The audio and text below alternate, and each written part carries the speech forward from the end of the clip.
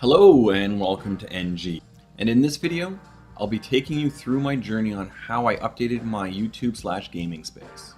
To start, I wanted to quickly go over my old computer and filming setup/situation that I was in. My old computer space consisted of 1/3 of a desk set that I bought from Costco a few years back, along with a makeshift room divider that I made from IKEA's Besta storage shelves. The Besta storage shelves were great for storing things in, but took up a lot of floor space. As you can tell, I was in need of a lot more desk space. And because of that, I often turned my kitchen into a film set when I needed the extra space. Which doing this was very time consuming. I would need to clean up the area and then set up my lights and camera. Then I could finally start filming. And when I was done, I then needed to clean up all my stuff and put it back, so we could actually use it as a kitchen. I would typically spend more time cleaning up and putting away than I would spend filming.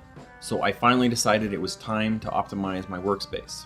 I knew buying a desk to fit my needs wasn't going to be possible, so I decided to design and build it myself. I drew a simple sketch of what I wanted, and from that I worked out all the materials I was going to need to build it. But before I could start building my new setup, I needed to clear out my old one. Clearing everything out as quickly as possible while trying to keep some sort of organization, so when I have to come back and put everything back together, I knew where most everything was. Now, doing this did add some time to my cleanup, but it was well worth not having the massive headache of where the F did I put that.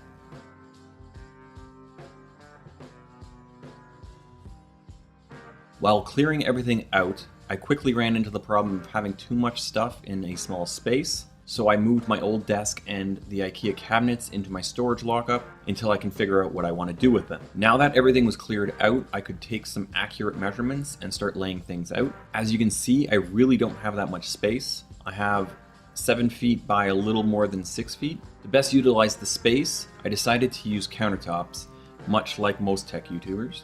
I went with the and back in line from IKEA, primarily because of the 25-inch depth, but also because they were really cheap.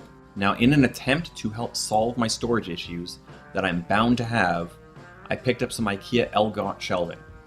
I also picked up 2 IKEA Scottish pegboards so that I can have some of my tools and cables out for easy access. I also assembled a pony wall. The pony wall is so I can have a basic rigging system for my camera and softboxes. I decided to leave the pony wall as open framing to allow more natural light into my space. Because this is for the most part a floating desk, I have 8 20-inch heavy-duty shelf brackets spaced at around 16-inch on center. There's 6 along the back wall and then 2 along the pony wall. Everything that I fastened into the gypboard I installed using wall drill anchors. This made things take a little bit longer, but it made spacing everything out a lot easier. The countertop I went with is double-sided laminate. One side is white and the other side is gray. I went with the gray side up, so I would have some contrast with the white edging. Now, I did buy 2 countertop slabs, and I would only need to make 1 cut to have my L-shaped desk fit in my space. But I did buy 2 IKEA oval adjustable legs, 1 on each end of the desk, just so it would add a little extra support. The biggest issue I had building my new desk was that the wall I'm attaching to is slightly bowed, and this made it nearly impossible to keep the 2 countertops square. The easiest solution for me was to fasten the countertops together. I fastened the 2 countertops together using 2 5-inch nail plates, and then butted the countertops up to the wall the best it could. I used 3/4 inch wood screws along with a washer to fasten the countertop to the brackets, just so everything would fit really nicely. This pony wall might seem a little bit strange to a lot of people, but there is a dual purpose. The primary function is for the rigging system, but it also supports a large portion of the desk. Once I finished fastening the countertops to the brackets, I fastened the desk to the pony wall by using some offcuts of wood. This may not be the cleanest looking, but it worked well enough. Then I started on the rigging system. I cut 8 small blocks of wood and then fasten them to the pony wall using 2.5-inch wood screws. For the rails, I decided to use 3/4 inch PVC conduit. 1, because it would be easily strong enough to hold everything I'll be putting on it. 2, it's easy to cut. And 3, it was $4 for 10 feet, so cheap is good. I cut the PVC conduit to size and then used metal straps and a little bit of 2-sided tape to fasten the rails to the blocks of wood. I finished off the construction portion of my new workspace by drilling 5 cable pass-throughs. I can now hide most of the cables and keep the top of the desk neat and tidy. If you are interested, click the card above to check out my video on cable management for your desk. Now, I didn't change the layout of my main computer setup too much. All I really did was slide everything to the right, so I can now fit an editing rig on the left side of the monitors. Once I get one, that is.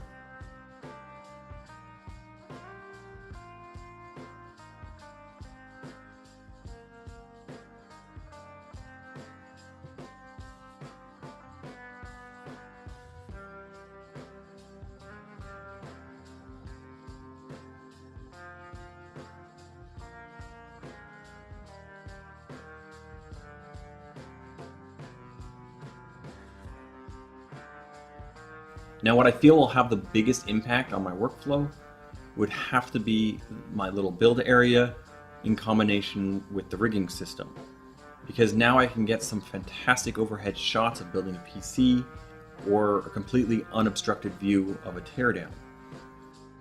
If you guys and gals are interested in how I have everything set up, leave a comment down below asking for me to make that video.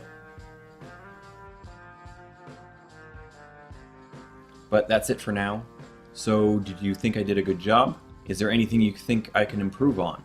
Let me know in the comments below. Oh, and everything I used to build the desk is in the description below. So if you liked the video, you know what to do. Click that subscribe button and the bell icon so you get notified whenever I drop a new video. Thanks for watching. See you next time.